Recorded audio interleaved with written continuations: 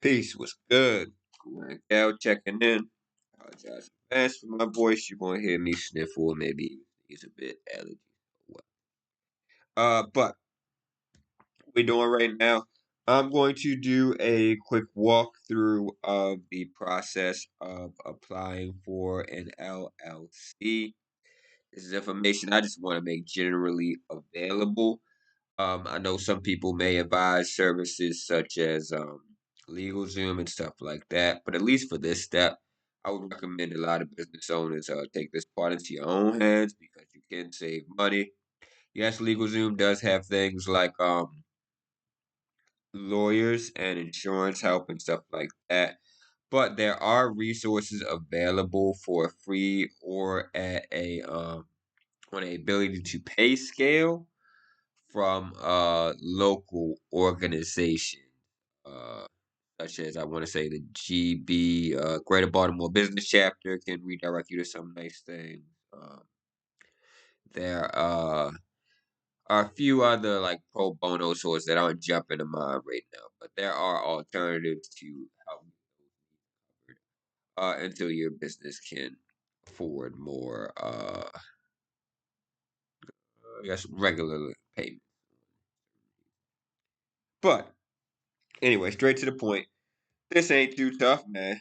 If you ever need to file your LLC, you can go to Maryland Business Express. You can type in the website businessexpress.maryland.gov, or you can Google it. It'll come right up. Bada bing, bada boom. Here we go. You will want to go to start your business, registering your business in Maryland, or you can also just hit log in here, and you'll get pretty much where you need to go.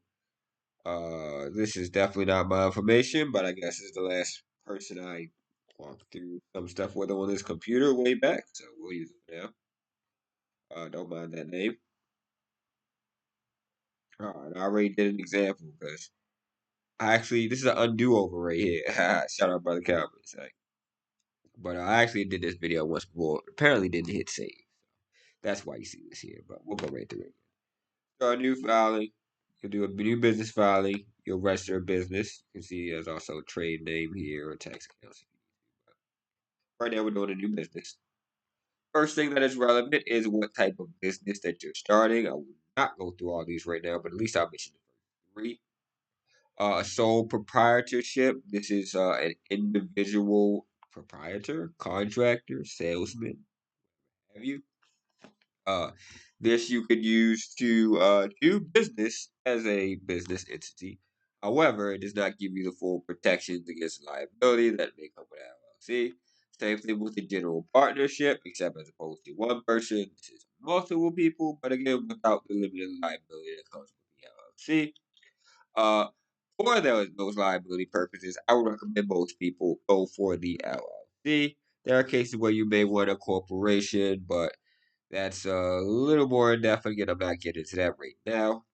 But for the LLC in particular, oh, I'm sorry. A good standard business vehicle. It provides you with some protections, whereas your business has its own line of credit. If your business goes bankrupt, you're not going bankrupt. Your business has its own legal status. If somebody sues their business, they're not necessarily suing you. Business has its own assets. You feel me? If something happens to you personally, the business assets is still, etc., etc. But we want to use the online forms in this case, and most of the stuff is just read, apply, and click for real. And that's why I'm wrong with it again. Just going for it. If you don't, reach out to me. I can help with part of this process. I've done it no less than probably 8 or 9 times with different people over time, and I've had almost a perfect track record with that. There was one time with one person where I did make a mistake, and I'll show exactly how I'm going through this. Uh, but anyway, first thing they'll ask you is your business name, and you can check whether that's available. I would recommend you don't make this something completely generic, but make it something that speaks to the either the function of your business, the brand of your business, or what you want people to feel when they see your business. Um, But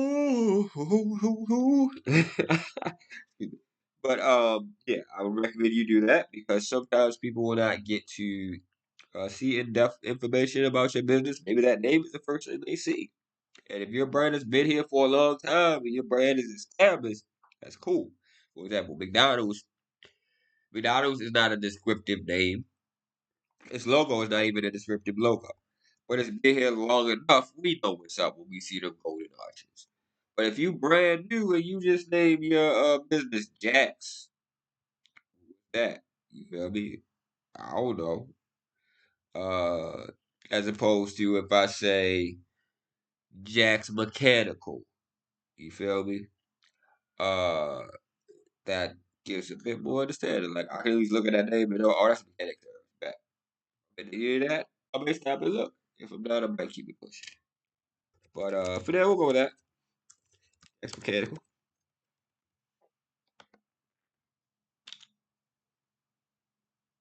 Also select this is just how you want it available and let you know. If not, you may have to make some changes. Cool. Next thing you need is a principal residence. And I'll go ahead and plug this in here. Yep. So your principal residence is the principal location for your business. A physical location for your business. It's not your mailing address. If you want to put a separate mailing address, you can. But this is your primary operating address. Um, this may be more or less relevant depending on the type of business that you have. If you have a business that requires you to adhere to certain standards or certifications or a site check or something like that, this is the site that they would maybe survey for purposes. Um, we're gonna rock that out here. Got to put some contact information.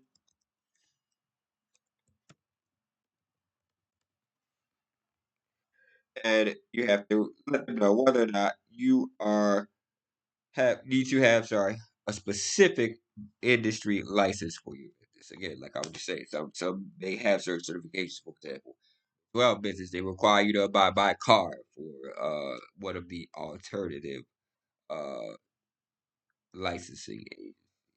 Um, oh, man. If you provide any sort of health care, you may have to abide by certain standards. If you work in certain trades, you may need certain certifications. And this is something that can be done later. If you're uncertain, you can definitely say that. But if you know one way or another, go ahead and put that answer there. And if you don't know, do your research or reach out again to somebody like me who does research on behalf of businesses to help them through a specific problem. But we'll hit continue here.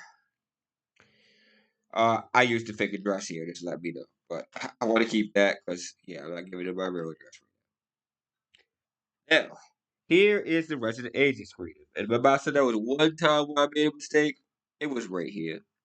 And it's because I did this to the letter. But what I learned at that time, uh, if you happen to be doing this for someone else, because, someone else could be, applicable consultants or whoever else, is just as well as business owners. Be clear on their needs. The resident agent is the person who would represent the business in a legal situation or court situation if it should come to it. It does not have to be the business owner. Sometimes it can be a co-owner, it can be an employee, it can be another business entity that you hire for that purpose. Like LegalZoom provides a resident agent. But whoever the person is that is most knowledgeable about the legal policy, documentation, compliance aspects of the business, probably who you want to be your resident. And that's how I made my little slip up. I was with a group of people. I clearly described, just as I did with you guys, what the definition of a resident agent was. They suggested that uh, they call me when they have problems like that, since I was helping them do this. They also suggested that I would be part of the company. Yet, when I put myself as that, a part of the company and the agent to respond to such situations. And they saw it later, they're like, "Oh, my bad. I thought you were gonna be part of the company, but I ain't with your name or nothing." And I'm like, "Oh, so legally I'm not part of the company then." But that's neither here nor there. Whoever you want to be your resident agent, you would put that there. And again, it can be an individual or it can be another organization. You have a legal service or some other consultation.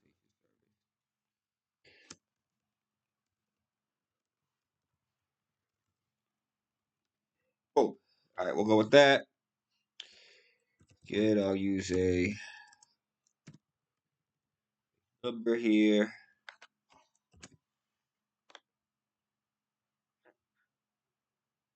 Yeah, we can rock with that. I don't live that no more. You also may want to hit this add to contacts button, and that will save that contact, so you don't have to keep typing that in if you have. Same thing, just click it on to the next screen. Oh, and another yawn, my bad. All right, so this is alternate contact information. Unless otherwise specified, Better Business Express will hold. Sorry, the account holder will receive all correspondence ah, regarding this filing. That's mail. That's the articles of incorporation when you receive with stuff like that. You would like someone else to be included in that loop, you just need to specify. In this case, I don't. But if you want to, you will put that information there. Continue.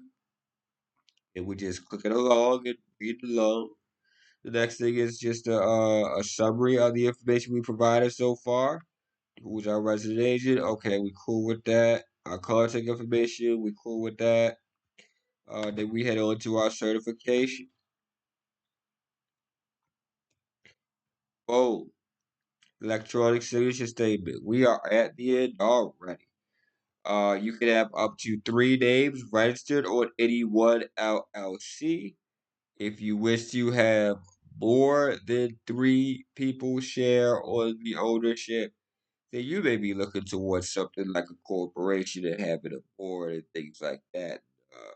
There's more information you're going to want to know. But for the purpose of an LLC, you can have 3 authorized persons. And an authorized person is someone who has the power to act on behalf of the business and to sign on behalf of the business, whether it be creating a bank account or opening a credit line or doing certain business decisions.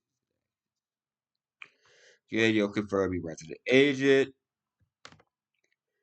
from the title for that person is the filing party, the person who was filing the document. And nothing more than that. Uh, I am going to use the information for my contacts because I'm the same person filing it. As actually, we can work with that one. No, anyway. Um, yeah, I will go with that because the same person who is starting the business, Jumping Jackson, is my name today. Oh, excuse me. Yeah, I would also be the person filing. If you have someone else filing your paperwork for you, maybe they'll be the filing party, but that's just, who would hold accountable. And if you wish to have a certified copy of your document, there is a fee for that, but you would check. And it will let you know it'll take 5 to 7 days to receive that. When you're ready, certified proceed. Clearly, I forgot to put the name.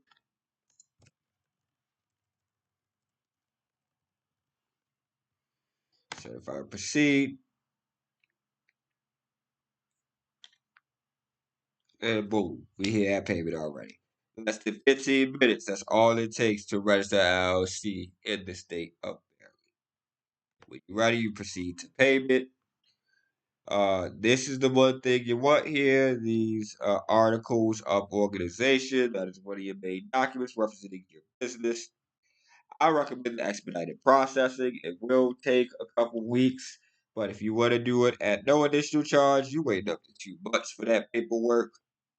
If you want to get it super fast, like within days, you can do rush processing, but that joint is $325. Like a $50 fee is reasonable to me to get it in a reasonable amount of time. You really want to say that, boy, that's cool, but again, expect that paperwork to drag. And but yeah, all in you about 150 standard to get that, and you make your payment as such. You get your articles of corporation, and you move on to other steps in establishing your business. Um, Now, one, I guess, last bit of advice: do this straight like that, man. If you're gonna operate a business, I know a lot of times we prioritize other costs, and there's no perfect order to operate a business. Some people get cash flow positive before they get legally established. Some people start with a business plan. Some people will operate for years without ever having made a actual business plan for their business. Many businesses operate for several years without ever getting legal status for their business, and sometimes won't until they run into a situation where they need it to get some benefit, or they need some of those protections uh, to keep their business going. Um, it's worth it, man. I pretty much can only give you advice, so I can't make you do it, but you should do it. And shoot, that's it. We gonna stop there and throw this on. I'm a work in progress. I'm working to achieve progress. I achieve progress through hard work. Peace.